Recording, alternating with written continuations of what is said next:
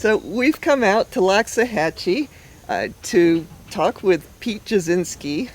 Pete I've known for a long time, and when I first met him, it was through the Rare Fruit Council, a tropical fruit club in West Palm Beach. And Pete and his wife were selling the extra Valencia Pride mangoes that they had in their house in Boca.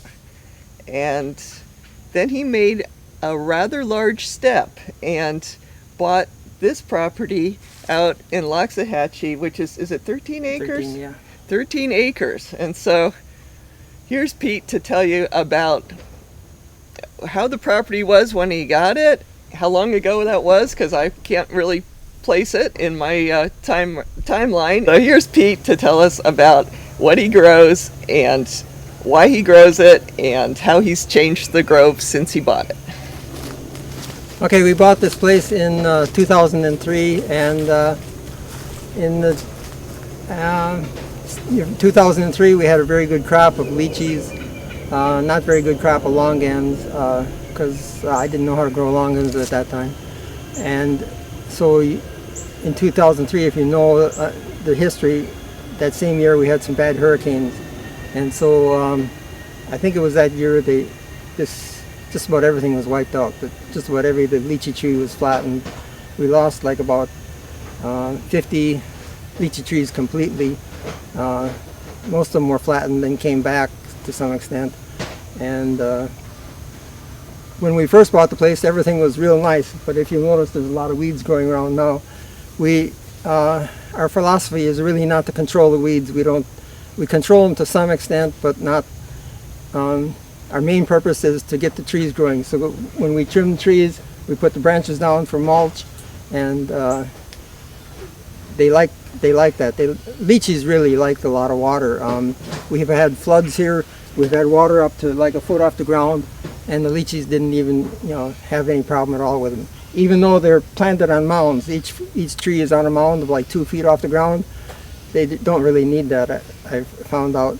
But the longans, on the other hand, the same flood, after like 4 or 5 days, they started losing leaves, and I thought we were going to lose them, but we got enough water off the ground, and so they came through okay. What we do now with lychees is we trim them back maybe 25 to 30% every year to get canopy open. We like to cut actually the centers out of the tree. If you look at the tree, they're not a very beautiful looking tree. So if you had this in your front yard, you wouldn't like it because it's got a big hole in the middle and it's not well proportioned or anything. But it produces fruit because everything gets sun on the branches. I've found out that even backside, you would think that the tree doesn't care if the backside is shaded, like this longan tree is kind of encroaching on it. It's not going to get any fruit because it senses that there's another tree in back of it and it doesn't get the reflection from the sun. So you need to get like about 5 or 6 feet between trees on all sides. But if you notice, I don't have 5 or 6 feet on everything, but I try. So you do the trimming at what time of the year? I do it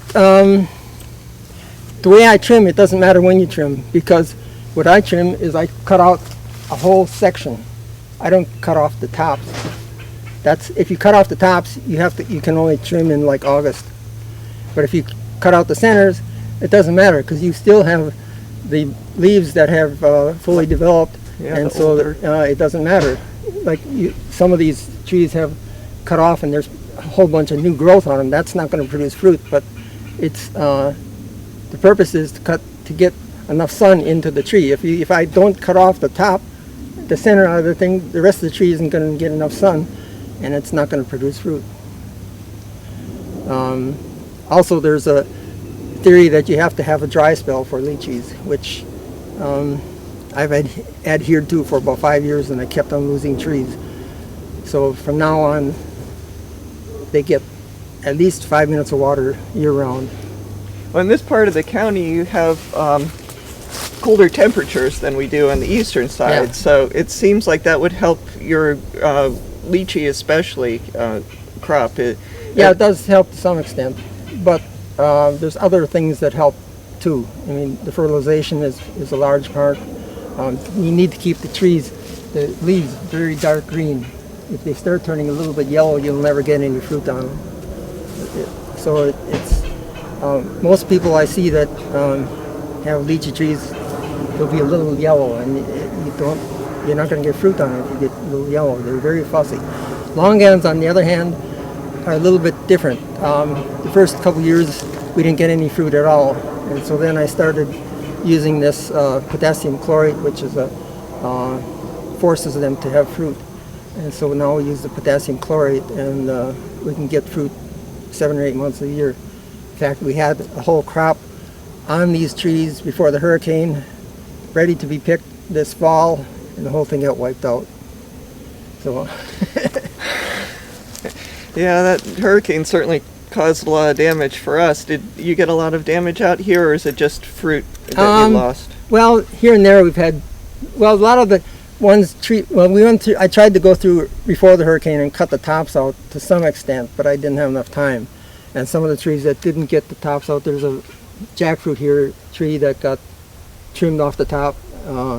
There's 2 of them got trimmed off the top, which is okay because actually they're getting too big. Even jackfruit trees, you got to keep them down to some extent because you hear about these trees in Asia that are 50 feet high and have fruit way on the top. But around here, if you do that, the trees next to it won't get enough sun, and so as a result, the trees next to it won't have enough fruit. And so if you have a jackfruit tree next to it, that jackfruit tree won't get fruit. So you still need to, keep them to a reasonable level. Ours are spaced 20 by 25, which is the recommended spacing, and if you space them like 50 feet apart, then you could probably put them higher. But that's I don't want my guys to go up 50 feet up in the air picking fruit either. Yeah, it's a little OSHA, right. OSHA problem on that one. So with your lychee, you fertilize them more than you did in the beginning to keep the green leaves? Well, actually, I don't use fertilizer to the normal sense. I use nutritional spray to keep the leaves green. I don't give them any fertilizer, like the traditional 10-10-10 or 8-3-9, which the Rare Fruit Council sells. I don't give them any of that unless they're real small trees, until they get fruit on. Once they get fruit on, then I give them the 8-3-9 to boost them up. Yeah, the young roots are very sensitive to the nitrogen, especially, so that using the foliar spray avoids that whole problem. Also, there's a problem.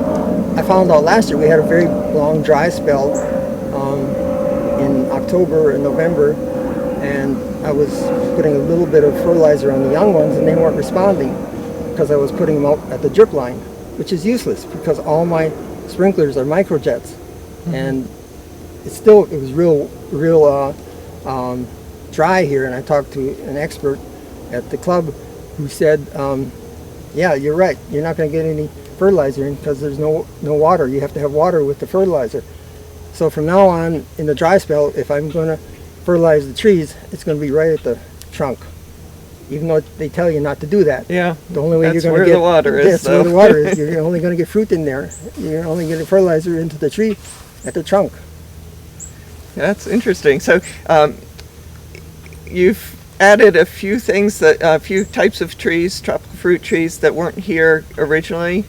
Yeah, originally it was just lychee and longan. Lychee and longan and a few jackfruit, and the jackfruit here were badly placed, and so I got rid of some. They weren't in really good growing spaces because jackfruit needs some amount of water, and I can't really give them enough water because all the system here is, I can't put a jackfruit tree in next to a lychee easily because you gotta keep them relatively dry in October. You can't keep them totally dry because then you'll kill them, but you have to keep them relatively dry. But jackfruit need a little bit more water. So the ones that were planted here were planted right in the middle of it and in dry areas, and so I got rid of those trees because they didn't do very well. And then we started planting sugar apples, and we planted sugar apples right in the middle of the 25 by 25 spacing, because the theory was that they lose their leaves in winter and are not going to shade the lychees, and which worked out pretty good. We still have to trim them a little bit more than usual to get enough sun to both the lychees and the sugar apple, but it works out pretty good. And then the watering system for this thing is you get like a whole acre gets watered at once, and so you can't separate the sugar apple from the jackfruit and longans. You got to go with what's here. The other thing is, in this property we have a shade house. We have a couple shade houses, and we produce a lot of lychees for sale. We air layer the lychees here, and then we put them in the shade house to get them to root, and then bring them out and root them good. So like we're going to a tree sale this weekend, and we're selling a lot of trees. It's kind of like a side hobby. It's not, we don't really make that much money off of it, but it's just, yeah, it's a lot of work to transport the trees there and set up and then bring them back, whatever you don't sell. So, but it's a great way to get more people involved in growing their own fruit. Yeah, it's interesting because we take jackfruit along, and sometimes we have like 20-pound, 50-pound jackfruit, and it attracts people, and so they start taking pictures of them, and you get to talk to the people, and which here we're really busy all the time, and we don't have that much time to talk to people when they come over. So, but at these tree sales we go to, we can talk to people because it's all we're doing is sitting there waiting, and our main purpose is just to sell some trees, but it's not really our big business. Right, yeah. You can't retire on that. So I should mention that you grow a lot of lychee and longan, but you have big customers. You don't sell like 5 pounds, 30 pounds at a time. This is for businesses and people that buy a whole lot of fruit at a time, and it's not like a lot of places you can just drive up and buy whatever you want. And with you, you've got a website, right? Yeah, we have a website and we have Facebook, and we do. If people come up while we're here, we sell it to them. But a lot of times people will call up and say they want to come over and buy something at 5 o'clock in the evening. Well, I'm in the middle of the fields and working, and so I just close down usually at 3:30, and I just do my regular stuff after 3:30. And right, yeah. So people don't like that. They like to come over after work, and it just doesn't work out with me because I can't manage that. So you sell a little bit when it's convenient for you, yeah. But most of your business is going to the large distributors, right. and chains and right. big, basically businesses that are buying from you, right? Right. Okay, well that's great. It's a wonderful morning, and your grove looks great, and it's been a pleasure talking with you. Anyway, thanks very much. Don't want to take up too much of your time at this grove.